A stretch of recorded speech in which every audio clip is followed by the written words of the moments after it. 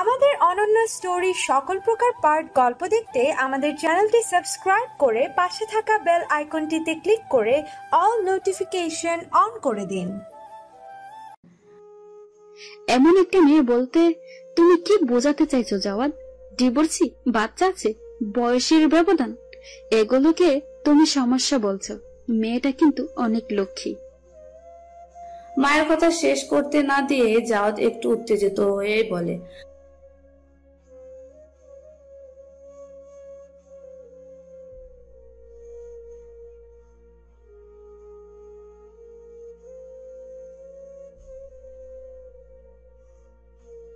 আয়েশা আক্তার উঠে এসে ছেলের কাঁধে হাত রেখে বললেন, সবাই এক নয় বাবা। তোর কি মনে হয় আমি আমার ছেলের জন্য যেমন তেমন একজনকে বউ করে নিয়ে আসবো? আমার ছেলে কি এতই সস্তা? মেয়েটা অনেক দুঃখী বাবা।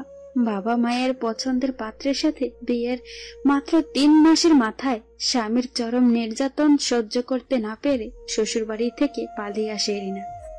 তখন ওর পেটে ইলহাম ছিল। আরে ওর স্বামী তো ওর বাচ্চাকে পৃথিবীর আলো দেখতেই দিতে চায়নি।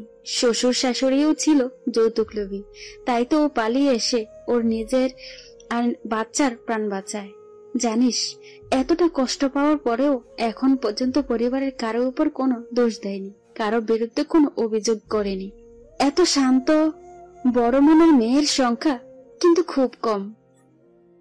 জাওয়াদ বলে, বুঝলাম মা, তুমি যা বললে সবই বুঝলাম, কিন্তু তাই বলে আমার সাথেই কেন? ওর গল্প শুনে আমারও খারাপ লাগছে, তাই বলে ওকে বিয়ে করতে হবে? না বাবা, তোমারও একটা অতীত আছে। আমার মনে হয় তোমার অতীত এরিনা হাসি মুখে মেনে নেবে।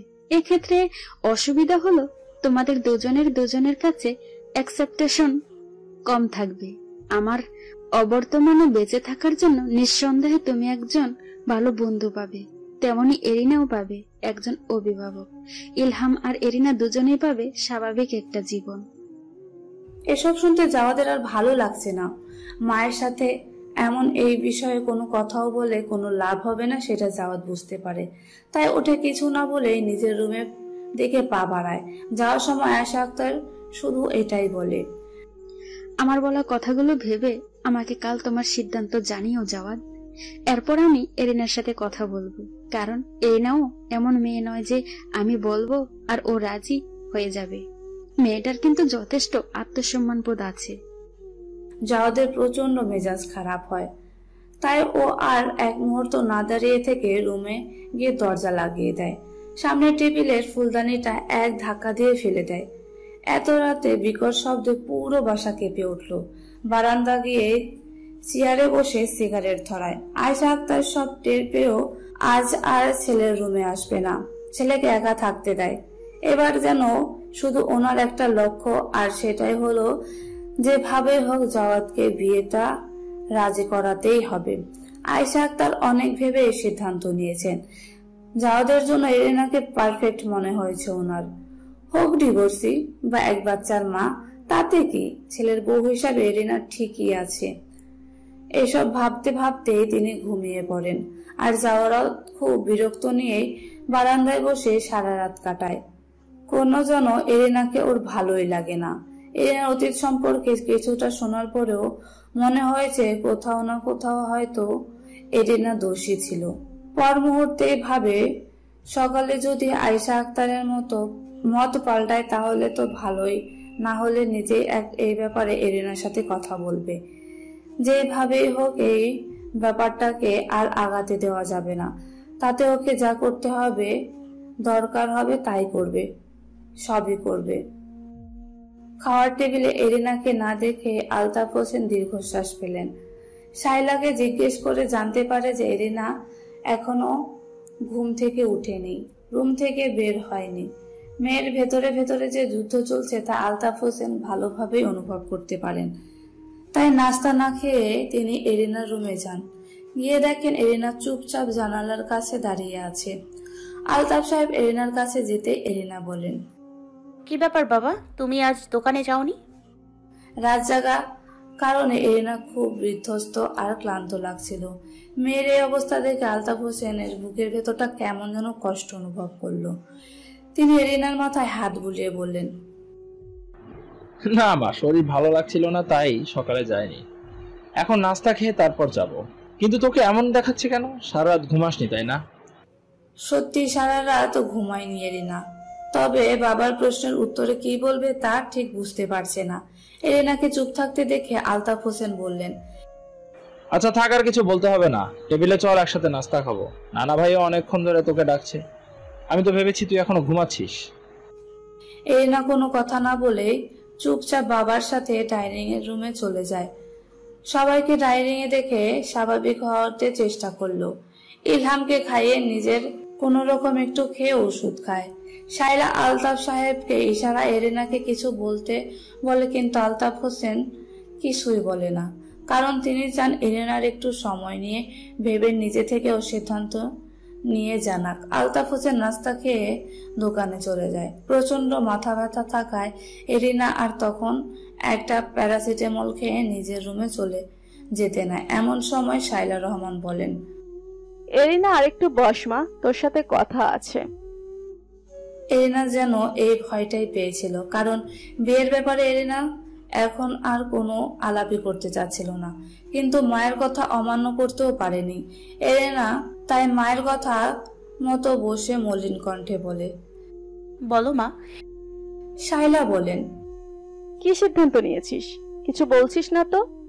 আজ আপা ফোন দিলে তাকে তো কিছু একটা জানাতে হবে নাকি? এরিনা কিছু বলার আগেই বর্ষা বলে, কি হয়েছে মা? কি ব্যাপারে সিদ্ধান্ত নেবে এরিনা? টেবিল তখন আতিকও ছিল। শাইলা তখন সব খুলে বলল। বর্ষা রাগ দেখিয়ে বলল, এত কিছু হয়ে গেল আর বাড়ির বড় বউ হয়ে সবকিছু কিনা আমি এখন জানলাম?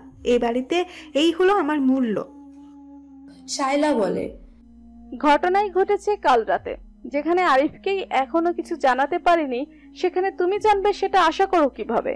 আমরা তিনজন ছাড়া আর কেউই এ বিষয়টা জানে না, তাই এটা নিয়ে আর কোনো সিনক্রেট করো না বর্ষা।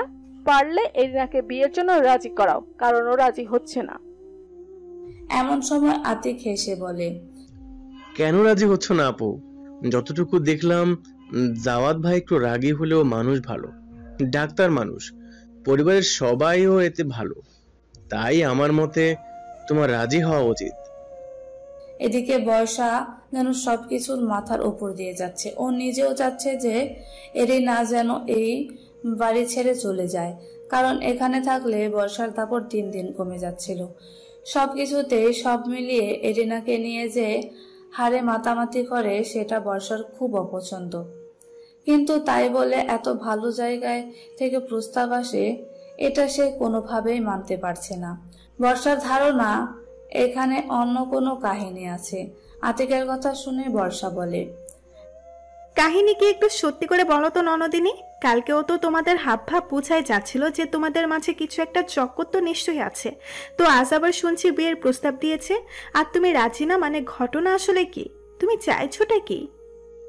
এমন বাজে পরিস্থিতির মধ্যে বর্ষার কথাগুলো এরিনার কাছে কাটার মতো বিঁধতে থাকে। তাই কথা না বাড়িয়ে ঠান্ডা মাথায় ওর মায়ের দিকে তাকিয়ে বলে, এসব নিয়ে এখন কথা বলতে ভালো লাগছে না মা, প্রচন্ড মাথা ব্যথা করছে, আমি একটু ঘুমোতে চাই। কথাগুলো বলে উঠে নিজের রুমে গিয়ে দরজাটা ভিড়ে শুয়ে পড়ে। ফুপিয়ে ফুপিয়ে কেঁদে যায়। এরিনা ভেবে পায় না কিভাবে সব সামলাবে, কিভাবে সবাইকে বোঝাবে যে নতুন করে কারোর সাথে বিয়ে নামক সম্পর্কেও জড়াতে চায় না, কারণ বিয়ে শব্দটাতে যে ওর ভীতি তৈরি হয়েছে। যেই সম্পর্কটা ওকে শুধু শারীরিক আর মানসিক কষ্ট দিয়েছে, সেই সম্পর্কে আবার জড়ানোর কথা মনে পড়তে ওর হাত পা ঠান্ডা হয়ে যাচ্ছে। হতে পারে সে ডাক্তার, হয়তো বা মনের দিক থেকেও ভালো, কিন্তু বিয়ে হয়ে গেলে তখন তো নিশ্চয়ই সে তার অধিকার আদায় করতে চাইবে। না না, এসব আর ভাবতে চায় না এরিনা। সবাই যখন ওকে নিয়ে এত সমস্যা, তখন না হয় ইলহামকে নিয়ে আলাদা বাসায় নেবে। শুধু মাস্টার্স পর্যন্ত অপেক্ষা করতে হবে। এসব ভাবতে ভাবতে চোখ বন্ধ হয়ে আসে এরিনার। এদিকে জাওয়াদ সকাল হলে জরুরি কাজের বাহানা দেখিয়ে হসপিটালে চলে যায়। আয়েশা আক্তার ফোন দিয়ে ব্যস্ত আছে জানিয়ে ফোন রেখে দেয়। এসব বিষয়ে এই মুহূর্তে মায়ের সাথে জাওয়াদের কোনো প্রকার আলাপ করতে চায় না, আর এর জন্য আজ এত কাজের বাহানা দিয়েছে। আয়েশা আক্তার সবকিছুই বুঝতে পারে, তবুও কিছু বলে না। মনে মনে ভাবে ছেলেকে একটু সময় দিক, যে কোনো সিদ্ধান্ত সময় নিলেই ভালো হয়। এর মধ্যে হঠাৎ খেয়াল হলো আজ এখনো তিনি এরিনার সাথে কথা বলেনি, তাই এরিনাকে ফোন দেয়। কয়েকবার রিং বাজার পর এরিনা ঘুমো ঘুমো চোখে রিসিভ করে হ্যালো বলতে আয়েশা আক্তারের কণ্ঠ শুনে চুপ হয়ে যায়। উঠে বসে নিজেকে স্বাভাবিক করার চেষ্টা করে, কিছু বলবে তার আগে আয়েশা আক্তার বলেন, কি ব্যাপার মামনি, কি আজ এখনো ঘুমাচ্ছে? শরীর খারাপ? এরিনা তৎক্ষণাৎ বলে, না আন্টি, আমি ঠিক আছি, ওই একটু মাথা ব্যথা ছিল তাই শুয়েছিলাম আর কি। নিচ্ছি রাতে ঠিক মতো ঘুমাওনি, এজন্যই মাথা ব্যথা করছে। যাক, দোয়া দিয়ে দিচ্ছি, দেখবে দ্রুত ব্যথা কমে যাবে। এরিনা মুচকি হাসে। আয়েশা আক্তার বলে, আমার আজকাল তোমাকে ছাড়া ভালো লাগে না, বুঝলে মামনি? তাই ভাবছি তোমাকে আমার কাছে স্থায়ীভাবে নিয়ে আসবো, ভালো হবে না? আয়েশা আক্তার এর কথা শুনে উত্তরে এরিনা দেয় না, চুপ থাকে। আয়েশা আক্তার বলে, অনেক ভেবে আমি এই সিদ্ধান্ত নিয়েছি মা। আমার ছেলেরও একটা অতীত আছে, তোমারও আছে। আমি চাই দুজনেই অতীত ভুলে নতুন করে পবিত্র বন্ধনে জড়াও। দুঃখ পাওয়া দুজন মানুষ একত্রিত হয়ে যখন কষ্টগুলো ভাগাভাগি করে নেবে, তখন দেখবে কষ্ট অনেক কমে যাবে। আমার ছেলেরও একটা বাজে অতীত আছে, যার জন্য ও এতদিন ধরে বিয়ে করতে চায়নি। ওর মতো সব নারীরাই লোভী, মিথ্যাবাদী। যাই হোক, সে অনেক বড় গল্প, পরে কোনো এক সময় বলবো। আপাতত শুধু এইটুকু জেনে রাখো যে জাওয়াদ হলো আমার হীরের টুকরো ছেলে। ওর জীবনে যদি তুমি আসো, তাহলে সেটা তোমার জন্য হবে পরম সৌভাগ্যের। আমার নিজের ছেলে বলে কিন্তু এসব বলছি না মা। ইচ্ছে হলে তুমি খোঁজ নিয়ে দেখতে পারো, লাখে এমন একজন খুঁজে পাওয়া মুশকিল। ওর শুধু একটাই সমস্যা, সেটা হলো হুট করেই রেগে যায়, আর মিথ্যা মন ভোলানো কথা সে কখনোই বলবে না বা বলতে পারে না। আয়েশা আক্তার এসব কথা উত্তর এরিনা কি বলবে ভেবেই পায় না, চুপচাপ ওনার সব কথা শুনতে থাকে। এরিনা নীরবতা দেখে আয়েশা আক্তার বলেন, তুমি কি আমার উপর রেগে আছো মা? এরিনা সাথে সাথে বলেন, না না আন্টি, বলুন, আমি শুনছি তো। শুধু শুনলেই তো হবে না মা, তোমাকেও তো কিছু বলতে হবে। তোমার সিদ্ধান্ত জানতে চাই আমি। তুমি নিজেই তোমার ভবিষ্যৎ ভেবে সিদ্ধান্ত নাও, সমস্যা নেই। তবে আমি চাই সিদ্ধান্ত যেন ইতিবাচক হয়, কারণ আমার ছেলে যেমন লাখে একজন, ঠিক তেমনি আমার দৃষ্টি তুমিও লাখে একজন। তোমার মতো একজনকে ছেলের বউ হিসেবে পেলে আমি নিজেকে সৌভাগ্যবতী ভাববো। কথা দিচ্ছি মা, শাশুড়ি হয়ে না। যতদিন বেঁচে থাকবো ততদিন আমি তোর মা হয়ে থাকবো, মায়ের মতোই ভালোবাসবো, বাকিটা তোর ইচ্ছে। একটানা কথাগুলো বলে আয়েশা আক্তার একটু চুপ থাকে, এরিনার উত্তরে অপেক্ষা করতে থাকে। এর মাঝে এরিনা বলে, আন্টি, আমি একটু ভেবে উত্তর দিতে যাচ্ছি, এখন রাখি তাহলে। আয়েশা আক্তার বলেন, ঠিক আছে, রাখো মা। তবে নিজের আর ইলহামের কথাটা ভেবে সিদ্ধান্ত নিও। মনে রেখো, এই সমাজের মানুষগুলোকে দেখতে ভালো, সুন্দর মনে হলেও তাদের ভেতরটা কিন্তু মোটেও ভালো না, অসুন্দর আর কাদায় ভরপুর তাদের মন মানসিকতা। তাদের সাথে একা একটা মেয়ের পক্ষে টিকে থাকা কিন্তু খুবই মুশকিল। এরিনা তপ্ত শ্বাস ফেলে বলেন, জি আন্টি। ফোন রেখে এরিনা চোখ বন্ধ করে শুয়ে পড়ে। কি করবে, কি সিদ্ধান্ত নেবে কিছুই বুঝতে পারছে না। রাত 10টা বাজে। জাওয়াদ আজ দুপুরের কাজের অজুহাত দেখিয়ে বাসায় ফিরেনি। সারাদিনের পর চেম্বার শেষ করে একবারে রাত 10টায় বাড়ি ফিরেই সোজা শাওয়ার নিতে ওয়াশরুমে চলে যায়। বের হয়ে দেখে আয়েশা আক্তার রুমে বসে আছে। জাওয়াদ স্বাভাবিকভাবেই বলে, আজ শরীর কেমন লাগছে মা? সারাদিন আজ এত কাজের প্রেশার ছিল যে কি বলবো, নিঃশ্বাস ফেলারও টাইম পাইনি। খুব ক্লান্ত লাগছে আজ। কাল আগে খাবার দিতে বলো, খেয়ে একটু ঘুমাতে হবে। কাল আবার 2টা ওটি আছে। আয়েশা আক্তার একটু অভিমান নিয়েই বলে, এগুলো কি নিজেকে নিজে বোঝাচ্ছ? জাওয়াদ বলে, মানে এত সব ব্যস্ততার কথা তুমি কাকে বলছো? আমাকে এগুলো না বোঝালেও হবে বাবা।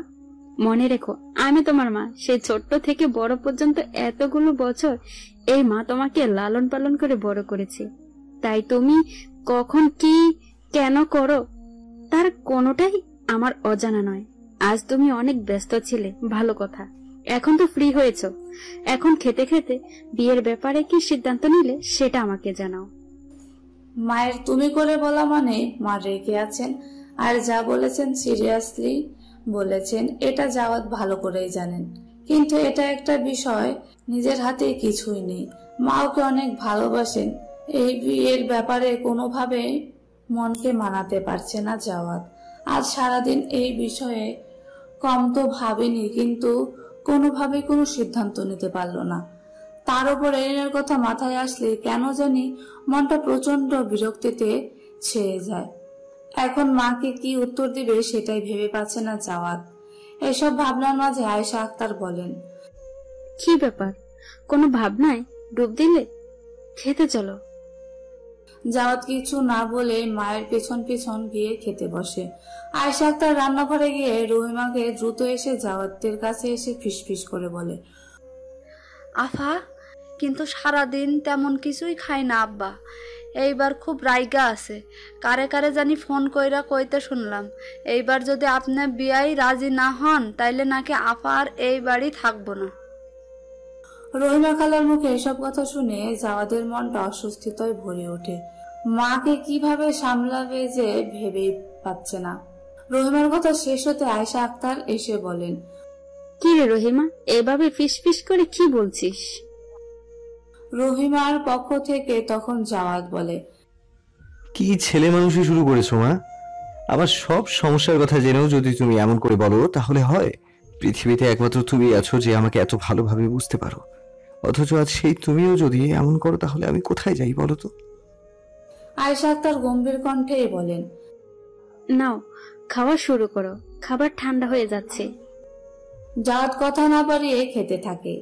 খাওয়া যখন প্রায় শেষের দিকে তখন আয়েশা আক্তার বলেন, এইবার বলো এরিনাকে নিয়ে কি সিদ্ধান্ত নিলে? জাওয়াদ প্রচন্ড বিরক্ত হয়। ও মায়ের শরীরের কথা বিবেচনা করে সেটা প্রকাশ করতে চাইল না। ঠান্ডা মাথায় বলল, মা, শুধু শুধু একটা মেয়ের জীবন নষ্ট করার কোনো অধিকার আমার নেই। ওর সাথে ইলহাম বাচ্চাটাও জড়িয়ে আছে। ছেলেটাকে হয়তো আমি কোনোদিনও বাবার আদর দিতে পারবো না, ছেলেটাও বাবার আদর থেকে বঞ্চিত হবে। তাহলে কিভাবে কি করব বলো? এভাবে দুজন মানুষের জীবন আমি কিভাবে নষ্ট করি? আয়েশা আক্তার বললেন, কে বলেছে তুমি ওদের জীবন নষ্ট করবে? তোমার জন্যই বরং ওরা দুজন নতুন জীবন ফিরে পাবে। এটা নিয়ে এত চিন্তার কি আছে বুঝলাম না। তুমি এমন কথা বলবে দেখেই তো আমি তোমার জন্য এমন মেয়ে পছন্দ করেছি। তোমার জন্য আমি একটা আনমেরিড সুন্দরী মেয়েকে বউ করে আনতে পারতাম। সেক্ষেত্রে সেই মেয়ে কিন্তু তোমার কাছ থেকে অনেক কিছু এক্সপেকটেশন থাকবে যা হয়তো তুমি পূরণ করতে পারবে না। কিন্তু এরিনার একটা বাজে অতীত আছে। ও হয়তো তোমার কাছ থেকে একটু ভালো ব্যবহার, একটু সম্মান, এটুকুই আশা করবে, এর বেশি কিছু না। মেয়েটাকে এই কয়দিনে আমি যতটুকু চিনেছি তাতে ওর মতো মেয়ে এই যুগে পাওয়া মুশকিল। যাই হোক, আমার কথা হলো তুমি একবার সংসার জীবনে পা রেখে দেখোই না। আমার দৃঢ় বিশ্বাস এরিনের ব্যাপারটা জাওয়াদ আর কিছুই বলতে বা শুনতে রাজি ছিল না। তাই মাকে থামিয়ে বলে, উনি কি রাজি হয়েছেন? ওনারও তো রাজি হতে হবে নাকি? সেটা আমি বুঝবো, তুমি নিজের সিদ্ধান্ত জানাও। জানি না আমি, আমার কোনো সিদ্ধান্ত নেই। আমার সিদ্ধান্তে কি কারো কিছু আসে যায়? মানবে আমার সিদ্ধান্ত? তাই তোমাদের যা ইচ্ছে করো, এই বিষয়ে আমাকে আর কিচ্ছু জিজ্ঞেস করো না। কথাগুলো বলেই যাওয়া দ্রুত পায়ে নিজের রুমে গিয়ে শুয়ে পড়ে। শুয়ে শুয়ে বিয়েটা কিভাবে আটকানো যায় সেটা নিয়ে চিন্তা করতে থাকে। এর মধ্যে হঠাৎ জাওয়াদের মাথায় একটা চমৎকার আইডিয়া আসে। মনে মনে ভাবে আর দু একদিন মায়ের অবস্থা দেখে তারপর এই আইডিয়া কাজে লাগাবে। তাই কিছুটা স্বস্তির নিঃশ্বাস ফেলে জাওয়াদ ঘুমিয়ে পড়ে। এদিকে আয়েশা আক্তারের ছেলের কথায় কষ্ট পেলেও মনে মনে জাওয়াদ এরিনার বিয়ে যাবতীয় বিষয় নিয়ে চিন্তায় মগ্ন হয়ে পড়ে। এরিনা ইলহামকে ঘুমিয়ে পড়েছে, নিজেও চুপচাপ ওর পাশে শুয়ে পড়ে। আজ সারাদিন খুব বেশি দরকার ছাড়া কারোর সাথে কথা বলেনি এরিনা। দুপুরে শুধু একবার রুম থেকে বের হয়েছিল, কিন্তু বর্ষা ইনিয়ে বিনিয়ে আজে বাজে প্রশ্নের সম্মুখীন হবার, রুম থেকে আবারও বের হবার সাহস হলো না ওর। কি করবে, কি বলবে, সেই সিদ্ধান্ত কোনোভাবে মেনে নিতে পারছে না। তার উপরে ডাক্তার সাহেবের নামটা শুনলে যেন অস্বস্তি হয়, সেইখানেই বিয়ে। এর মাঝে আলতাফ হোসেন মেয়ের রুমে এসে দেখে মা ছেলে দুজন ঘুমিয়ে বিভোর। বিয়ের চিন্তায় যে মেয়েটার এই অবস্থা হয়েছে সেটা তিনি ভালোই বুঝতে পারেন। তাই এই রাতে আর মেয়েকে ডেকে বিরক্ত করতে চায় না। রাতের খাওয়ার সময় আরিফ বিয়ের ব্যাপারে আলতাফ সাহেবের সাথে কথা বলেন। বর্ষা ছাড়া বাড়ির সবাই এমন প্রস্তাব পেয়ে বেশ খুশি হয়। আরিফ ভাবে, এত ভালো পরিবারে গিয়ে যদি তার বোন এবার একটু সুখ দেখতে পারে, তাহলে একজন ভাইয়ের কাছে এর চেয়ে বেশি আর কিছুই চাওয়ার থাকতে পারে না। কিন্তু আলতাফ হোসেনের নির্দেশ অনুযায়ী সবাই এরিনার মতামতের অপেক্ষায় থাকে। কেটে যায় 1 সপ্তাহ। গত 1 সপ্তাহ এরিনাকে এই বিয়ের সিদ্ধান্ত নিতে অনেক ঝামেলা পোহাতে হয়। শায়লা অঘোষিত অনশন শুরু করেছেন।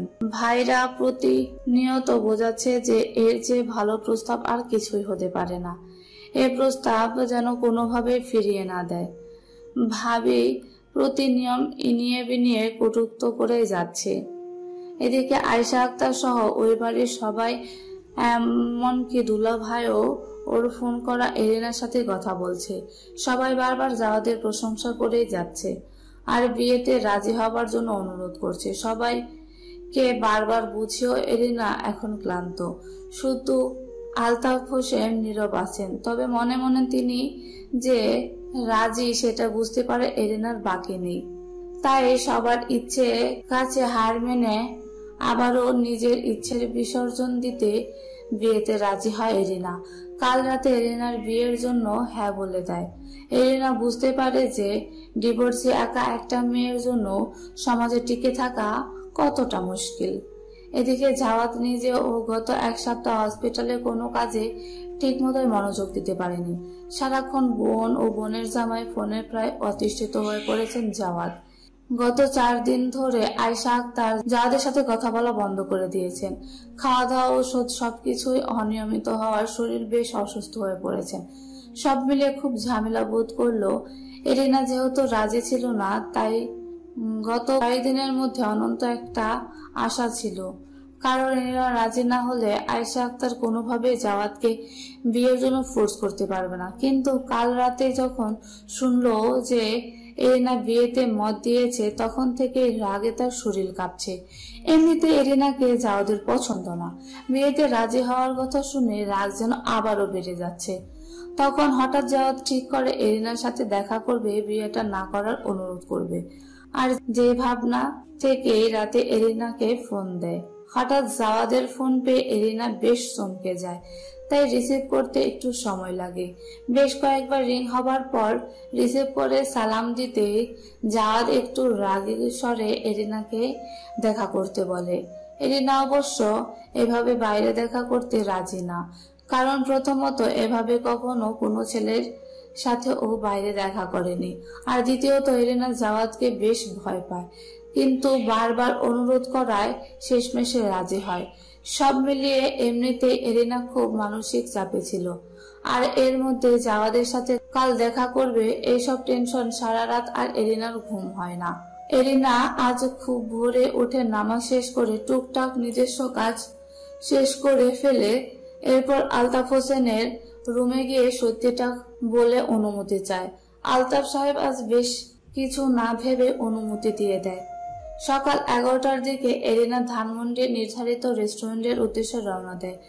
11:30টায় দেখা করার কথা থাকলেও জ্যামের কারণে এরিনার পৌঁছাতে 12টা পার হয়ে যায়।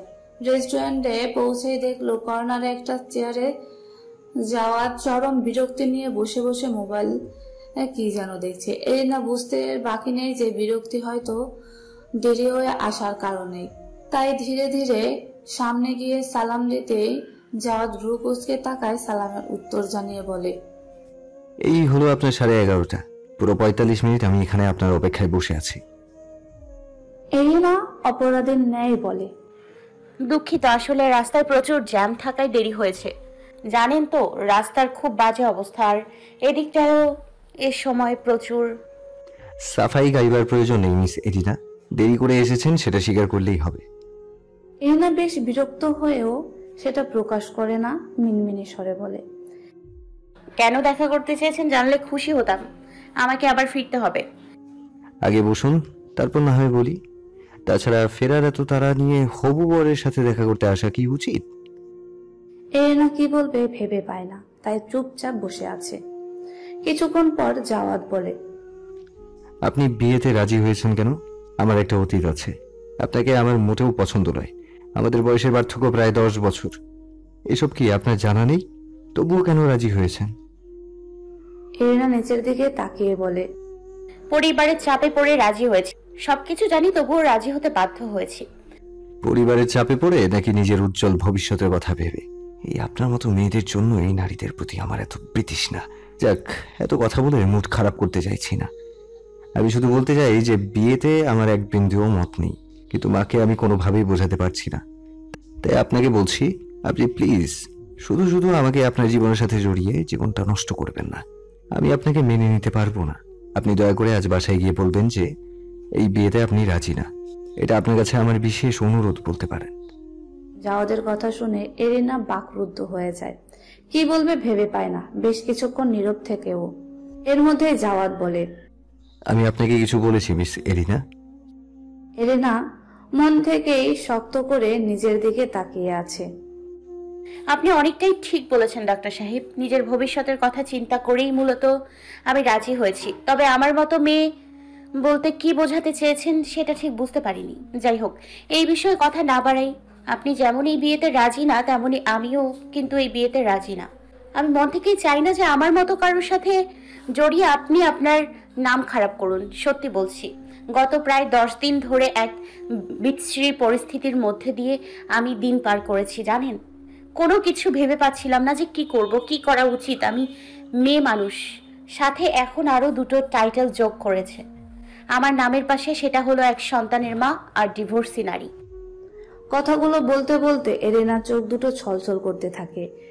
সেটা জাওয়াদের চোখ এড়ায় না। একটু ভেবেই জাওয়াদ বলে, আজ বাসায় গিয়ে না হয় আবার বোঝান, বলেন যে আপনি রাজি না।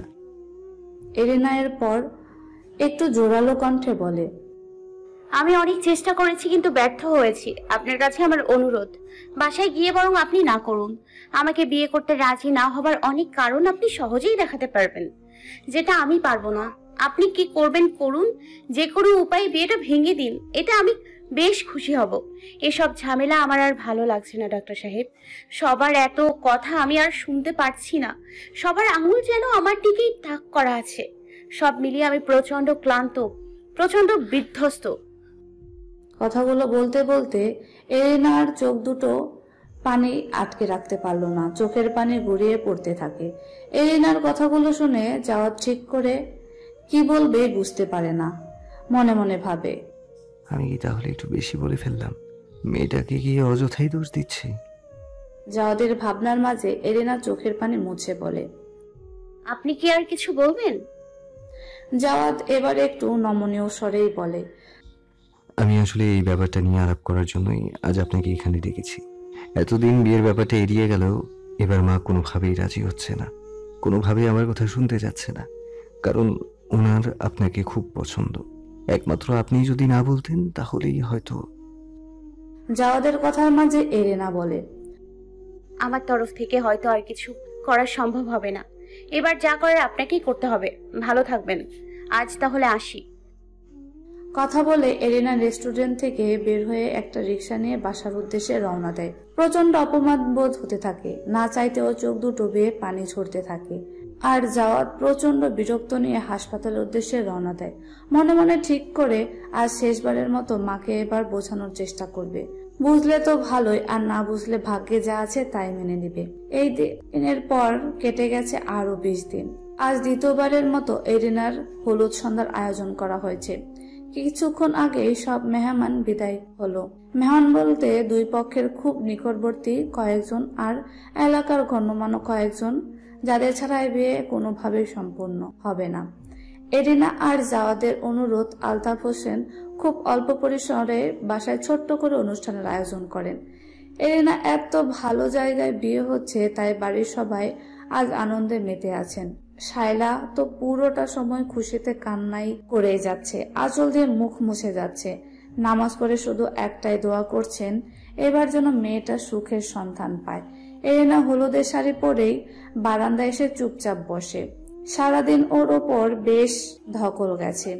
এরিনা অবশ্য এসবের কোনো কিছুই করতে চায়নি, কিন্তু আয়েশা আক্তার আর তার মেয়েদের বিশেষ অনুরোধে এই শাড়ি চুরি পরে আবার সাজতে বাধ্য হয়েছে। তাদের আবদার অবশ্য ফেলে দেওয়ার মতো ছিল না, কারণ এরিনার জীবনে এই হলুদ সাজ দ্বিতীয়বারের মতো হলো, ডাক্তার সাহেবের জীবনে তো প্রথম। তাই মন থেকে সায় না দিলেও এত ভালো মনের মানুষ এগুলো আবদার এরিনা ফেলতে পারেনি।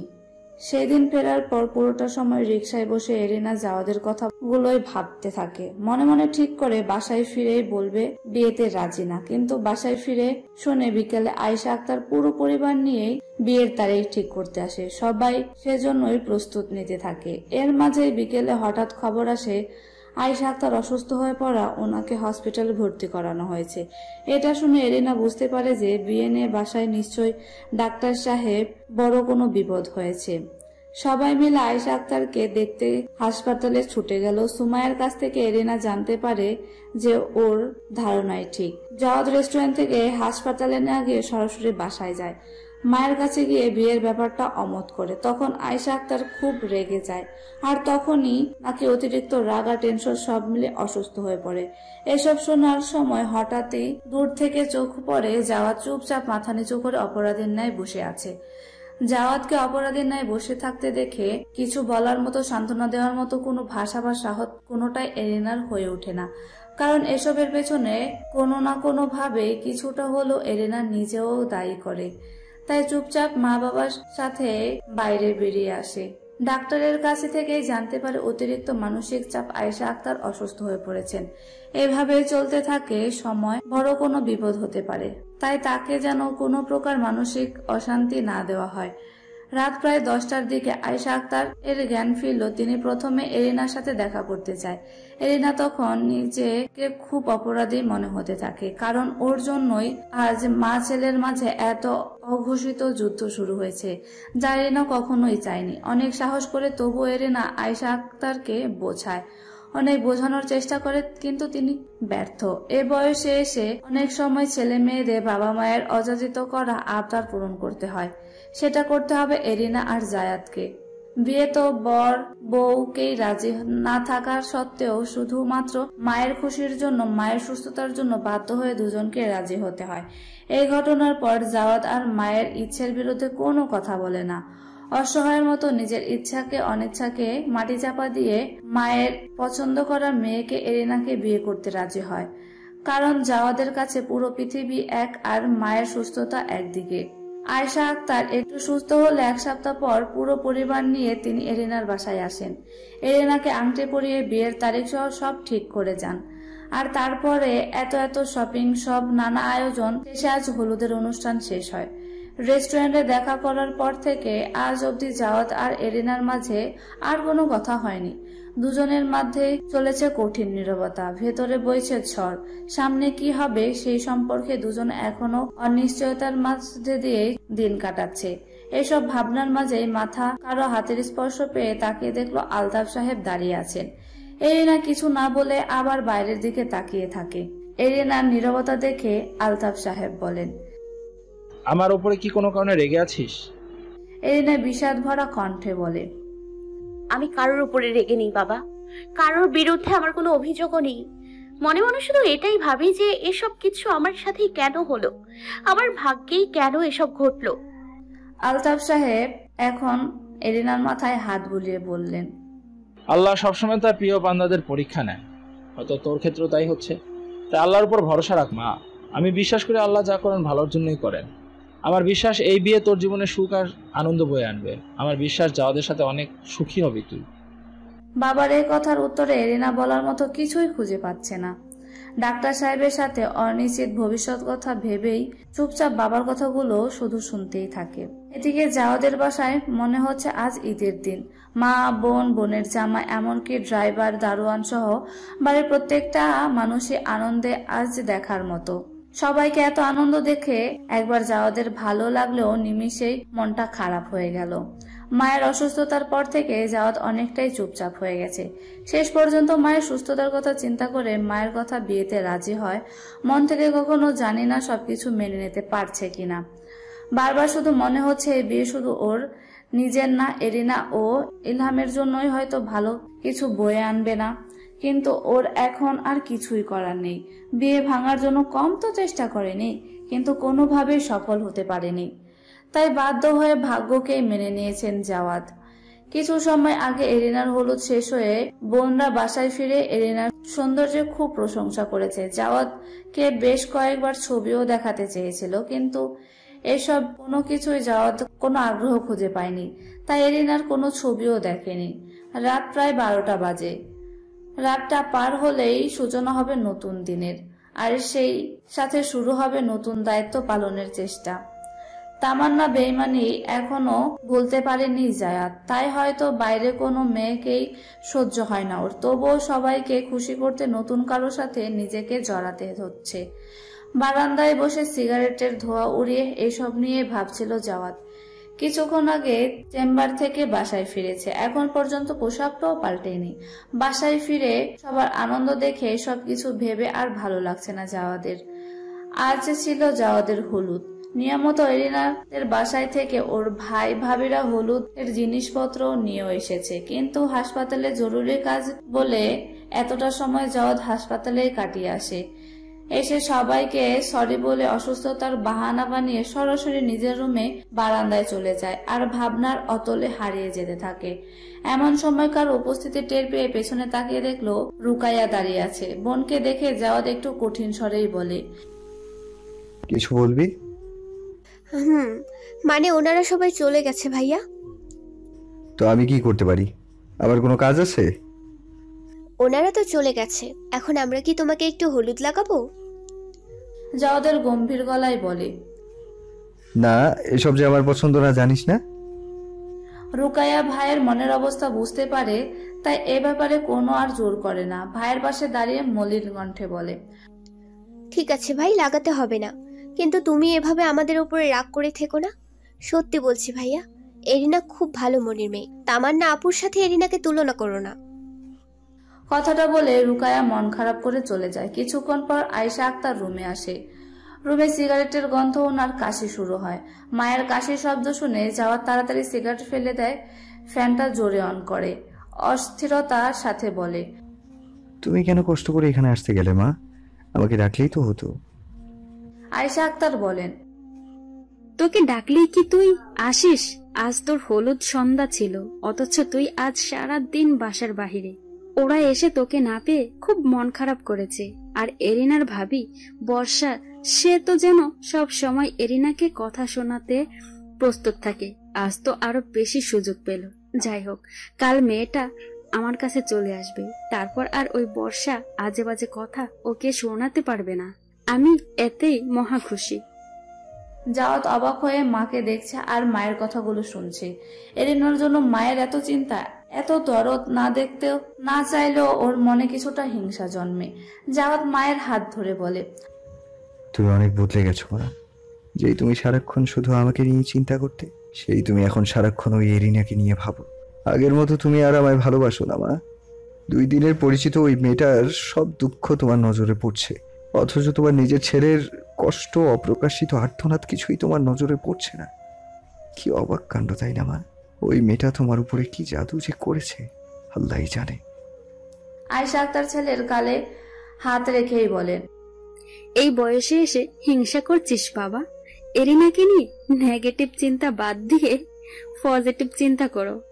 জানি না মেয়েটার মধ্যে কি আছে, তবে কিছু একটা তো অবশ্যই আছে, যার জন্য ওকে আমার এত ভালো লাগে। দেখবি এমন একদিন আসবে যেদিন তুই নিজেই এরিনার জন্য পাগল হবি। ওকে তোর জীবন সঙ্গী করেছি বলে নিজেই এসে আমাকে ধন্যবাদ জানাবি। মায়ের বলা কথাগুলো শুনে জাওয়াদ বেশ বিরক্ত লাগে, তবে কিছুই বলে না। নীরব দর্শকের মতো চুপচাপ সব শুনতে থাকে। আয়েশা আক্তার আবার বলে, কাল থেকে তোর জীবনের নতুন অধ্যায় শুরু হবে। তোর কাছে এই বুড়ো মায়ের অনুরোধ, কিছুদিন একটু ধৈর্য রেখে চলিস বাবা। মেয়েটাকে স্ত্রী হিসেবে না হোক, বন্ধু হিসেবেই না হয় মেনে নিস। মেয়েটাকে বুঝতে একটু সময় নিস, তেমনি তোকে বোঝার জন্য ওকেও সময় দিস। মেয়েটার সাথে কখনো খারাপ ব্যবহার করিস না। সময়ের সাথে সাথে দেখবি সব ঠিক হয়ে যাবে। তোর বুড়ো মায়ের সম্মানটা কিন্তু রাখিস। আমি চেষ্টা করবো মা, চেষ্টা করবো তোমার সব কথা মেনে চলার। তবে যা করছি আর যা করব তার সবটাই কিন্তু শুধুমাত্র তোমার খুশির জন্য। এই নতুন সম্পর্কে তোমার ছেলের বিন্দুমাত্র আগ্রহ বা ইচ্ছা কোনোটাই নেই মা। তবে চিন্তা করো না, আমার ইচ্ছা বা আগ্রহ কোনোটা না থাকলেও তোমার সম্মানে আঘাত লাগে এমন কিছু আমি কোনোদিনও করব না। মায়ের কথার উত্তরে জাওয়াদ বলে। জাওয়াদের কথা শেষ হয়ে আয়েশা আক্তার ছেলের কপালে আদর দিয়ে জড়িয়ে ধরে। ছেলের মনে কষ্ট খুব ভালোভাবে উপলব্ধি করতে পারছেন, কিন্তু এই মুহূর্তে তিনি মনকে শক্ত বাঁধনে বেঁধে রেখেছেন। না হলে যে তার আদরে যাওয়ান এই তামান্না স্মৃতি থেকে কোনোভাবে বের হতে পারবে না। আয়নার সামনে অফ হোয়াইট এবং মেরুন কম্বিনেশনের কাতান শাড়ি পরে বসে আছে এরিনা। মাথায় মেরুন ওড়না, গলায় কান, হাত সবকিছুই আয়েশা আক্তারের পাঠানো ভারী গয়নায় ভরপুর। পার্লারে যেতে না চাইলে সবাই জোরাজুরিতে বাধ্য হতে হয়েছে যেতে। রুকায় এক বান্ধবী নিজস্ব পার্লার আছে ধানমন্ডিতে। রুকায় অনুরোধ খুব যত্নে বেশ সুন্দর করে সাজিয়েছে এরিনাকে। আয়না এরিনা নিজেকে নিজে দেখেই বেশ অবাক হচ্ছে। খুব সুন্দর লাগছে ওকে দেখতে, তবে চেহারা জুড়ে এক বাড়তি প্রলোভ ভেদ করে মনের কষ্ট অস্থিরতা বোঝার ক্ষমতা এই মুহূর্তে বোধহয় কারোরই নেই। এরিনা চুপচাপ বসে নিজেকে দেখে আবারও এসব ভাবতে থাকে। এমন সময় ইলহাম ঘরে ঢুকে দৌড়ে এসে ওকে জড়িয়ে ধরে বলে, মা, আমরা আজকে নতুন বাসায় যাব, ওই সুন্দর বাসাটিতে যেখানে তুলিকা আছে। এরিনা ছেলেকে জড়িয়ে ধরে বলে, হ্যাঁ বাবা, আমরা আজ নতুন বাসায় যাব। তবে ওখানে তো তুলিকা সব সময় থাকে না, মাঝে মাঝে আসে। আমাদের সাথে কি নানু ভাই ও নানামণিও যাবে? না বাবা, শুধু আমি আর তুমি যাব, আমাদের সাথে আর কেউ যাবে না। আজ থেকে ওটা আমাদের নতুন বাসা। এর মধ্যে শাইলা এসে ইলহামকে কোলে নিয়ে বলে, আমরা মাঝে মাঝেই আমার নানা ভাইকে দেখতে যাব। তো তোকে না দেখে আমি থাকতে পারবো নাকি নানা ভাই? কথাটা বলে ইলহামের কপালে চুমু খায় শাইলা। এরিনার দিকে তাকিয়ে ওকে দেখেই বলে, মাশাআল্লাহ, আমার মেয়েটাকে আজ পুরো পরীর মতো লাগছে। মেয়ের জন্য মনে মনে দোয়া করে শাইলা। এবারে বিয়ে নিয়ে যে নিজের মনে কতটা চিন্তা উৎকণ্ঠা বিরাজ করছে সেটা এই পর্যন্ত কাউকেই বুঝতে দেয়নি তিনি। এরিনা মায়ের কথা শুনে কোনো প্রতিক্রিয়ায় দেখায় না, দরজার দিকে বারবার তাকাতে থাকে। আলতাফ সাহেবকে সকালের পর থেকে আর দেখে না এরিনা। বাবা কোথায় মা? আজ তো একবারও বাবাকে দেখলাম না। শাইলাও জানে না যে ইচ্ছে করে এরিনার বাবা আজ ওর সামনে আসে না, তবুও বলে, বুঝতেই পারছিস মেহমানদের নিয়ে ব্যস্ত আছে, সময় করে এসে তোর সাথে কথা বলে যাবে, চিন্তা করিস না। এরিনা জানে যে আলতাফ সাহেব ইচ্ছে করে এখনো ওর সামনে আসে না, কারণ সামনে এলেই দেখা যাবে কান্নাকাটি শুরু করবে। এরিনা ও তাই ইচ্ছে করে আর কিছুই বলে না, মায়ের কথা মেনে নিয়ে চুপচাপ বসে থাকে। এর মাঝে আতিক এসে বলে, বরযাত্রী চলে এসেছে আপু। শাইলা সেটা শুনে ইলহামকে নিয়ে তাড়াতাড়ি সেখানে চলে যায়। বরযাত্রী বলতে শুধু জাওয়াদের পরিবারের সবাই আর কাছের কয়েকজন আত্মীয়, সব মিলিয়ে 20-25 জন হবে হয়তো। এরিনা আর জাওয়াদের অনুরোধে খুব ছোট্ট করেই বিয়ের আয়োজন করা হয়েছে। যেহেতু দুজনকে বিয়েতে রাজি করাতে বেশ খড়খাট পোড়াতে হয়েছে, তাই আয়েশা আক্তার ও আলতাফ হোসেন এ বিষয়ে আর কোনো দ্বিমত পোষণ করেনি। শাইলার যাওয়ার সাথে সাথে সুমাইয়া, রুকায়া সহ আরো 3-4 জন মেয়ে এরিনার রুমে ঢুকে পড়ে। রুকায়া তো এরিনাকে দেখেই বলে, মাশাআল্লাহ ভাবি, তোমায় তো আজ পরীর মতো লাগছে। আমার ভাই তো তোমাকে দেখেই তোমার প্রেমে পড়ে যাবে। রুকায়ের এমন কথায় এরিনা লজ্জা পাওয়া আর কথা থাকলেও সেটা না পেয়ে এরিনা বরং বেশ অস্বস্তি বোধ করতে থাকে। কি বলবে ভেবে পায় না। এর মধ্যে বাকিরাও বিভিন্ন দুষ্টুমির কথা বলতে থাকে, যা এরিনাকে আরো বিব্রতকর অবস্থার মধ্যে ফেলে। পুরনো তিক্ততা অভিজ্ঞতা না চাইতেও ও এরিনাকে তাড়া করে বেড়ায় প্রতিনিয়ত, যার কারণে স্বামী স্ত্রী বলতে সবাই যেহেতু সম্পর্কটার কথা ওকে বোঝাতে চাচ্ছে, সেই সম্পর্কের প্রতি ওর প্রচন্ড অনীহা, প্রচন্ড ভীতি কাজ করে। এসব শুনতে এখন তাই পুরো শরীরটা লোম দাঁড়িয়ে যাচ্ছে। এরিনার মনের অবস্থা সুমাইয়া হয়তো কিছুটা আন্দাজ করতে পারে, তাই রুকায়াকে একটা ধমক দিয়ে থামতে বলে অন্য প্রসঙ্গে চলে যায়। এতে এরিনাও বেশ স্বস্তি পায়। এর মধ্যে কাজী সাহেব এসে বিয়ে পড়ানো শুরু করে। জাওয়াতকে কবুল বলতে বললে ও তেমন কিছু না ভেবেই কবুল বলে দেয়। যেহেতু বলতেই হবে তাই আর দেরি করে না। এতে অবশ্য আশেপাশের সবাই বেশ হাসাহাসি করে, বিভিন্ন মজার মন্তব্যও করে, কিন্তু জাওয়াত সব মিলিয়ে মানসিক চাপে কবুল বলার পর অনেকটা নীরবতা পালন করে। এদিকে এরিনার গলা থেকে যেন শব্দটা বেরই হতে চাচ্ছে না। কাজী বারবার কবুল বলতে বললে ও এরিনা কবুল বলতে পারছে না। প্রচন্ড টেনশনে দু হাত দিয়ে শাড়ি খামচে ধরে বসে আছে, প্রচুর খামছে, হাত পা যেন জমে যাচ্ছে। এমন সময় আয়েশা আক্তার এসে এরিনার হাত দুটো নিজের হাতের মুঠোয় পুড়ে নেয়। এরিনা ছলছল চোখে আয়েশা আক্তারের দিকে তাকাতেই তিনি চোখের ইশারায় কবুল বলতে বলেন। এই ইশারায় যেন এরিনা কেমন একটা ভরসা খুঁজে পায়। দেখতে পায় এরিনার জন্য প্রবল মমতা, ভালোবাসা, যা অপেক্ষা করার ক্ষমতা এরিনার নেই, যার কারণে আয়েশা আক্তার ইশারা করার সাথে সাথে এরিনা কবুল বলে ফেলে। অশ্রুসিক্ত চোখ দুটো বন্ধ করে ফেলে, আর তখনই গাল বেয়ে গড়িয়ে পড়ে নোনা জল। এরিনা কবুল বলার সাথে সাথে সবাই আলহামদুলিল্লাহ বলে মোনাজাত ধরে। খাওয়া দাওয়ার পর্ব শেষ করে ইচ্ছার বিরুদ্ধেই দুজন বেশ কিছুটা আনুষ্ঠানিকতাও পালন করে। যদিও এইসব জোরাজোরিতে জাওয়াদের শারীরিক উপস্থিত থাকলেও মানসিক উপস্থিতি ছিল খুবই কম।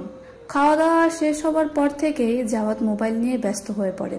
কিছুক্ষণ পর পর হাসপাতাল থেকে ফোন আসে, রোগীদের ফোন আসে, আর যা জাওয়াদের সাথে কথা বলায় ব্যস্ত হয়ে থাকে।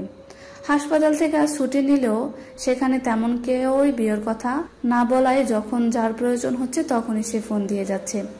এতে অবশ্য অন্যরা কিছুটা বিরক্ত হলেও জাওয়াদের বেশ ভালো লাগছিল, সময়টা কাটছিল। তবে সবাই যখন অনেক কিছু নিয়ে অনেক মজা করছিল, তখনই এরিনার রূপের বেশ প্রশংসা করছিল, তখন কিছুটা বিরক্তই হয়েছে। অদ্ভুত বিষয় হলো এসব শুনে এত সময় জাওয়াদের একবারের জন্য এরিনাকে দেখতে ইচ্ছে করে না। ওর মতে যাকে পছন্দই না, সে বিয়েতে বিন্দু পরিমাণও মত নেই, সে বিয়ে কনেকে দেখবে কি হবে। রাত প্রায় 11টা বাজে। এরিনাকে বিদায় দেওয়ার সময় হয়ে গেছে। আরিফ, আতিফ বোনের জন্য কাঁদতে থাকে। শাইলা মেয়েকে কপালে গালে আদর দিয়ে জড়িয়ে ধরে কাঁদতে থাকে, আর মনে মনে শুধু মেয়ের সুখের জন্যই দোয়া করে। জাওয়াদের এসব কান্নাকাটি কখনোই ভালো লাগে না, তাই এখান থেকে কখন যাবে এই অপেক্ষায় থাকে। এর মাঝেই আলতাফ সাহেব জাওয়াদের হাতের ওপর এরিনার হাতটা রাখে। হঠাৎ এরিনার হাতের ছোঁয়ায় জাওয়াত কিছুটা ইতস্তত বোধ করে, কিছুটা অবাকও হয়। এরিনার হাত ধরে আলতাফ সাহেবের দিকে তাকালেই তিনি বলেন, আমার খুব আদরের মেয়ে রিনা আমাদের ভুলের জন্য আমার কলিজার টুকরার জীবনে খুব বড় একটা আঘাত পেয়েছে, যা ওর জন্য ভুলে যাওয়া অসম্ভব। জানো বাবা, কখনো ভাবিনি যে তোমাদের মতো মানুষের সাথে দেখা হবে যারা আমার মেয়েটাকে এত সম্মান দেবে, ভালোবাসা দিবে। আমার মেয়েটা সব অতীত জেনেও সাদরতাকে গ্রহণ করার জন্য তোমাদের সবার কাছে আমি আজীবন কৃতজ্ঞ থাকবো বাবা। আমার মেয়েটা বরাবরই একটু চুপচাপ, অনেক বিষয় এখনো আনারি, তাই ওর দ্বারা কোনো ভুল ত্রুটি হলে ওকে বুঝিয়ে বলো, ওকে একটু কষ্ট করে শিখিয়ে দিও। তোমার প্রতি আমার অনুরোধ থাকবে, কখনো মেয়েটার জন্য রূঢ় আচরণ করো না। আজ থেকে আমার মেয়ের সকল দায়িত্ব আমি তোমাকে দিলাম বাবা। কথাগুলো বলে আলতাফ হোসেন আদরের মেয়ে এরিনাকে জড়িয়ে ধরে কাঁদতে থাকে। সুমাইয়া, রুকাইয়া, আয়েশা আক্তার সহ সবার চোখেই অশ্রু ঝরে। মেয়েকে বিদায় দিতে গিয়ে বাবা মেয়ের এই আবেগ ঘন মুহূর্ত দেখে অন্য সবাই একটু আবেগিত হয়েই পড়ে। আয়েশা আক্তার তখন ইলহামের হাতটা ওদের দুজনের হাতের উপর রেখে নিজে ওদের হাতটা শক্ত করে ধরে বলেন, ভাই সাহেব, আজ থেকে এরিনা আর ইলহামের সব দায়িত্ব আমাদের। ওদের জন্য আপনাদের সব চিন্তা করতে হবে না। কথা দিচ্ছি, এরিনাকে নিজের মেয়ের চেয়ে কোনো অংশে কম ভালোবাসবো না। আমিও হয়তো ভাগ্যগুণেই এমন বৌমা পেয়েছি। আয়েশা আক্তারের কথা শুনে উপস্থিত সবাই বেশ খুশি হয়, কিন্তু জাওয়াদের ভেতর কেমন যেন এক অদ্ভুত অনুভূতি হতে থাকে, কিছুটা অপরাধ বোধও হয়। এরিনা আর ইলহামের হাতটা শক্ত করে ধরে মনে মনে ভাবতে থাকে, মায়ের কথায় বিয়ে তো করেছি ঠিকই, কিন্তু যেই বড় দায়িত্ব আমাকে দেয়া হলো সেই দায়িত্বকে আদৌ আমি পালন করতে পারবো? এরই মাঝে আয়েশা আক্তার এর ডাক আসে। পাশে সবার হাসিতেই ধ্যান ভাঙে জাওয়াদের।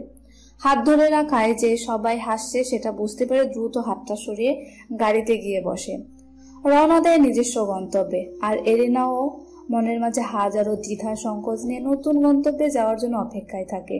সারাদিনের ধকল ক্লান্তি হয়ে দুজনের মাঝে বসা ইলহামকে জড়িয়ে গাড়িতে মাথা এলিয়ে দেয়, চোখটা বন্ধ করে এরিনা। কারণ ছাড়াই চোখের কার্নিশ বেয়ে গড়িয়ে পড়ে অশ্রু। রাত প্রায় 1টা বাজে। এরিনা প্রায় আধ ঘন্টা ধরে জাওয়াদের রুমে বসে আছে। রাত বেশি হওয়ায় রাস্তা একেবারেই ফাঁকা ছিল। গাড়িতে ইলহাম ঘুমিয়ে পড়ে। তাই তারেক ওকে কোলে করে শাশুড়ি আয়েশা ওর রুমে শুইয়ে দেয়। ওনার ছেলের বাসর রাত, জীবনের নতুন একটা অধ্যায় পা রাখবে জাওয়াত। তাই ইচ্ছে করে ইলহামকে তাদের কাছে রাখার সিদ্ধান্ত নেন তিনি। এরিনা অবশ্য এতে প্রথমে বেশ আপত্তি জানায়, কিন্তু পরে আয়েশা আক্তারের অনুরোধে বিষয়টা মেনে নেয়। একটু সময়ের মধ্যে দুবার গিয়ে ইলহামকে দেখে কপালে আদর দিয়ে আসে। আসলে এ পর্যন্ত খুব বেশি ঝামেলা না হওয়া বলে ইলহামকে কখনো এরিনার কাছ থেকে দূরে রাখেনি। আজ তাই একটু অস্থির লাগছে। এছাড়া ইলহাম ওর সাথে থাকলে জাওয়াতকে নিয়ে যে অনাকাঙ্ক্ষিত ভয়টা ওর মাঝে বিরাজ করছে সেটা থেকে মুক্তি পেত। যাই হোক, এক্ষেত্রে ভাগ্যে একেবারে এরিনার সহায় হয়নি। কিছুই করার থাকে না ওর। এরিনা বসে চারিদিকে তাকিয়ে জাওয়াতের রুমটা দেখতে থাকে। অন্য সব রুমের মতো এই রুমটা বেশ সুন্দর করে গোছানো, তবে রুমটা বেশ বড়। রুমে ঢুকেই ডান পাশে ওয়াশরুম আর তার পাশেই মনে হচ্ছে বারান্দা। রুমের মাঝ বরাবর খাট, এক পাশে পুরো জায়গা নিয়ে বানানো হয়েছে ওয়াল আলমারি এবং ড্রেসিং টেবিল। কর্নারে ছোট্ট একটা গোল টেবিল, সাথে দুটো চেয়ার। অন্য দুই সাইডে একটা বুকশেলফ ও ডিভান রাখা। ওয়ালের মায়ের সাথে তোলা একটা ছবি বাঁধানো করে টানানো। পাশেই সূর্যোদয়ের চমৎকার দৃশ্য, ওইটা ওয়ালমেট। বারান্দায় বারবার জানালা জুড়ে রয়েছে আকাশি রঙের পর্দা। সব মিলিয়ে রুমটা বেশ সুন্দর ছিমছাম। তবে বিয়ে উপলক্ষে রুমটা কোনো ফুল দিয়ে সাজানো হয়নি। জাওয়াদের বিশেষ অনুরোধে নাকি এই কাজটা থেকে সবাই বিরত থেকেছে। অবশ্য টেবিলের উপরে ফুলদানিতে ফুল রাখা ছিল। এর বেশি কিছুই কেউ করতে পারেনি। এরিনার এক ধ্যানে যখন জাওয়াদের রুমটা দেখতে ব্যস্ত, তখন হঠাৎ হাসির শব্দে ধ্যান ভাঙে ওর।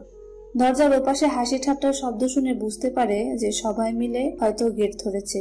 হঠাৎ এরিনার মনে মনে বলে, এর মানে কিছুক্ষণের মধ্যেই ডক্টর সাহেব রুমে ঢুকবে। ডাক্তার সাহেবের সাথে এক রুমে ভাবতে এরিনার শরীরের লোম দাঁড়িয়ে যায়। রাজীবের সাথে কাটানো প্রথম বাসর রাতে বাজে অভিজ্ঞতার কথা মনে পড়ে ওর। শত চেষ্টা করেও যেন সেই তিক্ত স্মৃতি এরিনা ভুলতেই পারে না। তাই মনে মনে দোয়া পড়তে থাকে। কিছুক্ষণ পরে দরজা লাগানোর শব্দে এরিনার টেনশন বেড়ে যায়। এরিনা টের পায় অতিরিক্ত টেনশনে তার ভয়ে হাত পা নাড়াতেও পারছে না। চুপচাপ মাথা নিচু করে বসে আল্লাহকে ডাকতে থাকে। বেশ কিছু সময়ের পর কোনো সারা শব্দ না পেয়ে চোখ তুলে তাকিয়ে দেখে আশেপাশে কেউ বা যাওয়াতই নেই। হঠাৎ দেখে বারান্দায় দরজা খোলা, আর ওখান থেকে সিগারেটের গন্ধ আসছে। জাওয়াত যে বারান্দায় বসে সিগারেট খাচ্ছে তা এরিনার বুঝতে আর বাকি থাকে না। তবে এতে এরিনা বেশ অবাক হয়। ডাক্তার মানুষ সিগারেট খাচ্ছে, ব্যাপারটা ওর কাছে জানি কেমন লাগলো। তবে ওর কাছে না এসে বারান্দায় চলে যাওয়াতে মনে মনে খুশি হয়। সময় কাটতে থাকে। এরিনা কি করবে বুঝতে পারে না, তাই বসেই থাকে। রাত প্রায় 2টো বাজে। জাওয়াত তখনও বারান্দায় বসে রাতের কালো আকাশ দেখছে আর কি থেকে কি হয়ে গেল সেসবই ভাবছে। এমন সময় বারান্দার দরজা কারো উপস্থিতি টের পেয়ে তাকিয়ে দেখে এরিনা দাঁড়িয়ে আছে। জাওয়াত আবার বাইরের দিকে তাকিয়েই বলে, কি ব্যাপার, আপনি এখনো ঘুমাননি? এরিনা শাড়ির আঁচলে আঙুল পেঁচাতে পেঁচাতে বলে, এ মানে আপনি ঘুমাবেন না? জাওয়াত কিছুটা বিরক্ত হয়ে বলে, আমাকে ডাকতে এসেছেন? এরিনা কি বলবে ভেবে পায় না। কারণ ও তো আসলে জাওয়াতকে ডাকতে আসেনি, এসেছে কোথায় ঘুমাবে সেটা জানার জন্য। জাওয়াতের রুমে না গেলেই বরং এরিনা খুশি হবে। এরিনা মিনমিন স্বরে বলে, না মানে? এত মানে মানে করতে হবে না, আমার আজ ঘুম আসবে না। আপনি গিয়ে ফ্রেশ হয়ে ঘুমিয়ে পড়ুন। আর হ্যাঁ, খাটের বাঁ পাশটায় শোবেন না, ওই পাশটায় আমি ঘুমাই। অন্য পাশে শুয়ে আমার ঘুম হয় না, তাই ভুলেও বাঁ পাশে শোবেন না। এরিনা আর কথা বাড়ায় না। ধীর পায়ে গিয়ে লাগেজ থেকে একটা সালোয়ার কামিজ বের করে ওয়াশরুমে গিয়ে ফ্রেশ হয়ে বেরিয়ে পড়ে। এরপরে সে খাটের ডান পাশে দোয়া পড়ে শুয়ে পড়ে। প্রচন্ড ক্লান্ত থাকায় শোয়ার সাথে সাথে ঘুমিয়ে পড়ে। ফজরের আজান দিয়ে জাওয়াদের ঘরে ঢুকে লাইট বন্ধ করে। ডিম লাইটের আবছা আলোয় বিছানার দিকে তাকাতেই দেখতে পেল কোনো নারী ঘুমিয়ে আছে। লাইটটা জ্বালালেও ঘুমে ডিস্টার্ব হবে। ডিম লাইটের আলোতেই আলমারি থেকে কাপড় নিয়ে ওয়াশরুমে চলে যায়। ফ্রেশ হয়ে নামাজ আদায় করে। এরিনাকে নামাজের জন্য ডাকতে চাইলো, কিন্তু বিভিন্ন কারণে দ্বিধাবোধ হয়, তাই আর ডাকে না। প্রচন্ড ক্লান্ত থাকায় বিছানার নির্দিষ্ট জায়গায় গিয়ে শুয়ে পড়ে। হঠাৎ দরজায় নক করার শব্দে এরিনার ঘুম ভাঙে। চোখ খুলে দেখে জাওয়াদ। দরজা নক করার শব্দে ঘুম ভাঙে এরিনার। চোখ খুলে সামনে জাওয়াদের ঘুমন্ত মুখটা ওর চোখে পড়ে। কোথায় আছে বুঝতেই 2-3 মিনিট কেটে যায়। রাতের কথা মনে পড়তেই তাড়াতাড়ি উঠতে নেয়, আর তখনই ঠিক ওড়নাটার টান পড়ে। তাকিয়ে দেখে জাওয়াদের হাতের নিচে ওড়নাটা সাইড আটকে আছে। এদিকে কেউ একজন অনবরত দরজা নক করে যাচ্ছে। এরিনা বুঝতে পারছে না জাওয়াদকে ডাকবে কিনা। এরিনার ভাবনার মাঝে দরজা নক করার শব্দে জাওয়াদেরও ঘুম ভেঙে যায়। এরিনাকে এভাবে ওর দিকে তাকিয়ে থাকতে দেখে ভ্রু উঁচিয়ে কি জানতে চাইলো। এরিনা ইশারায় ওড়না দেখায়। জাওয়াদ সাথে সাথে সরি বলে হাতটা সরিয়ে ওপাশে ফিরে আবার ঘুমিয়ে পড়ে। এরিনা দ্রুত মাথায় কাপড় দিয়ে দরজা খুলতেই ইলহামকে জড়িয়ে ধরে কাঁদতে কাঁদতে এক নিঃশ্বাসে বলে, তুমি দরজা খুলছিলে না কেন মা? আমি সেই কখন থেকে নক করছি। তুমি কাল আমাকে তোমার সাথে ঘুম পাড়াওনি কেন? ছেলের কথা শুনে কান্না দেখে এরিনা কি বলবে ভেবে পায় না। চোখ দুটো ছলছল করে ওঠে। ছেলেকে শক্ত করে জড়িয়ে ধরে রাখে। ইলহামের শুকনো মুখটা দেখে এরিনার বুকের মাঝে কেমন যেন তোলপাড় শুরু হয়। প্রচন্ড অপরাধ বোধ হয়। এর মাঝেই রুকায়া বলে, সরি ভাবি, তোমাদের ঘুমে ডিস্টার্ব হলো। ও কি বাসাতেও এত সকালে ঘুম থেকে ওঠে? ঘুম থেকে উঠে তোমাকে না পেয়ে কান্না শুরু করেছে। কোনোভাবেই থামানো যাচ্ছিল না, তাই তোমাকে ডাকতে বাধ্য হয়েছি। কিছু মনে করো না প্লিজ। রুকায়ার কথা শুনে এরিনা চোখের পানি আটকে বলে, ইলহা আমার ছেলে, ও আমাকে ডাকলে আমি কি বিরক্ত হতে পারি বলো? আসলে ও আমাকে ছেড়ে রাতে কখনো থাকেনি। আমাকে জড়িয়ে ধরে ঘুমানো ওর অভ্যাসে পরিণত হয়েছে। আমি পাশে ছিলাম না বলেই হয়তো তাড়াতাড়ি উঠেছে, না হলে আরো দেরি করেই ওঠে ও। ও আচ্ছা ঠিক আছে, ওকে নিয়ে আর কিছুক্ষণ না হয় ঘুমাও। কাল সবাই বেশ রাত করে ঘুমিয়েছে, তাই এখনো কেউ ওঠেনি। আজ আবার বউ ভাত, সারাদিন হয়তো আর রেস্ট নেওয়ার সুযোগ পাবে না। আমিও আরেকটু ঘুমাই। কথাটা বলে রুকায়া রুমে চলে যায়। এরিনা দরজা চাপিয়ে দিয়ে ইলহামকে খাটে শুয়ে দেয়। জড়িয়ে ধরে মাথায় কিছুক্ষণ হাত বুলিয়ে দিলে আবার ঘুমিয়ে পড়ে। এরিনার আর ঘুম মায় না। ঘুরে দেখে সকাল 8টা বেজে গেছে। তাই ওয়াশরুমে গিয়ে একবার গোসল শেষ করে হাতের কাজ করা একটা গোলাপি রঙের শাড়ি পরে। শাড়িটা ওর শ্বশুর বাড়ি থেকে দেওয়া। শুনেছে এরিনার জন্য কেনা সবকিছুই নাকি আয়েশা আক্তার নিজে পছন্দ করে কিনেছে। একমাত্র ছেলের বউয়ের জন্য কেনাকাটা কোনো দিক থেকেই কোনো কমতি রাখেন না, কোনো কার্পণ্যতাও করেনি। প্রতিটা শাড়ির গয়না রয়েছে আয়েশা আক্তারের পরিচ্ছন্ন রুচির ছাপ। এরিনা বেশ পছন্দ হয়েছে প্রতিটা জিনিস। শাড়ি পরে বারান্দায় যেয়ে দেখে বারান্দাটা বেশ বড়। বারান্দার এক পাশ জুড়ে রয়েছে বেশ কিছু ফুলের গাছ, যেখানে খাঁচায় একটা ময়না পাখি। পাখিটাকে দেখে এরিনার বেশ পছন্দ হয়। পাখিটার সামনে বসলে পাখিটাকে ওকে দেখে খাঁচার মধ্যে একটু ছোটাছুটি করে একটু শব্দ করে, তবে কোনো কথা বলে না। ময়না পাখি অথচ কথা বলে না দেখে এরিনা মনে মনে বলে, এত সুন্দর পাখি অথচ কোনো কথাই বলছে না। অবশ্য বলবেই বা কিভাবে? এই গোমরামুখ মানুষের কাছে থেকে পাখিটাও হয়তো গোমরামুখ হয়ে গেছে। সমস্যা নেই, আমি না হয় কথা শিখাবো পাখিটাকে। এরপর হাতের তোয়ালিটা নিয়ে নেড়ে দিয়ে বেশ কিছুক্ষণ বারান্দায় রাখা চেয়ারে বসে থাকে। আর মনে ভাবে মানুষের জীবনটা কেমনই বিচিত্রময়, কখন যে কার সাথে কি ঘটবে কেউই বলতে পারে না। কখনো ভাবেনি আবার বিয়ে নামক বন্ধনে জড়াবে, কিন্তু শত চেষ্টা করেও ছাড়া পেল না। আবারও জোড়া হলো বিয়ে নামক বন্ধনে, কিন্তু সেই সম্পর্কে দুজনের একজনও মন থেকে সম্মতি জানায়নি। সেই সম্পর্কের ভবিষ্যৎ নিয়ে এরিনার বেশ চিন্তা হয়। বেশ কিছুক্ষণ পর রুমে এসে দেখে 9টা বেজে গেছে। হঠাৎ বিছানায় চোখ পড়তে দেখলো ইলহাম একেবারে জাওয়াদের শরীরের সাথে লেপ্টে ওনাকে জড়িয়ে ধরে ঘুমাচ্ছে। দৃশ্যটা দেখে এরিনার বেশ ভালো লাগে, কিন্তু জাওয়াদ বিরক্ত হবে ভেবেই ইলহামকে আলতো করে একটু সরিয়ে দেয়। এরপর বিয়ের গয়নাগুলো পরে নেয়।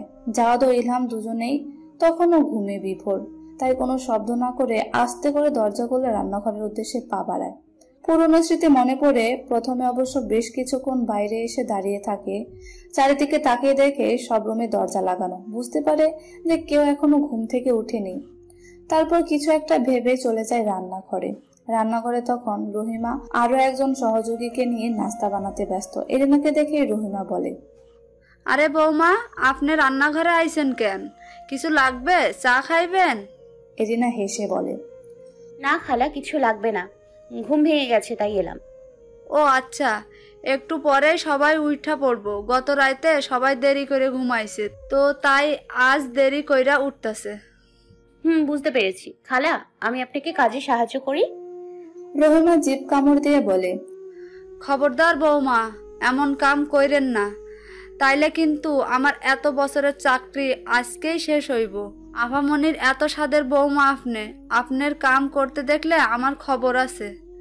রহিমার কথা শুনে এরিনা হেসে বলে, আচ্ছা বেশি কিছু করব না, নাস্তায় খেতে কোনো একটা মিষ্টান্ন বানাই, সবাই ওঠার আগেই করে ফেলবো, কেউ জানবে না। রহিমা মিনমিন সরে বলে, ঠিক আছে, তাড়াতাড়ি আহেন। এরিনা ভাবলো রসমালাই বানাবে, এটাও খুব ভালো বানাতে পারে। তাই রহিমার কাছ থেকে প্রয়োজনীয় জিনিস চেয়ে খুব দ্রুত রসমালাই বানিয়ে ফেলে। এরই মাঝে আয়েশা আক্তার রুম থেকে বের হয়ে এরিনাকে ডাইনিং এর দেখে বেশ খুশি হয়। কোন রকম প্রসাধনী ছাড়াই শুধু একমাত্র গয়না পরে এরিনাকে কত মিষ্টি লাগছে। আয়েশা আক্তার মনে মনে ভাবে,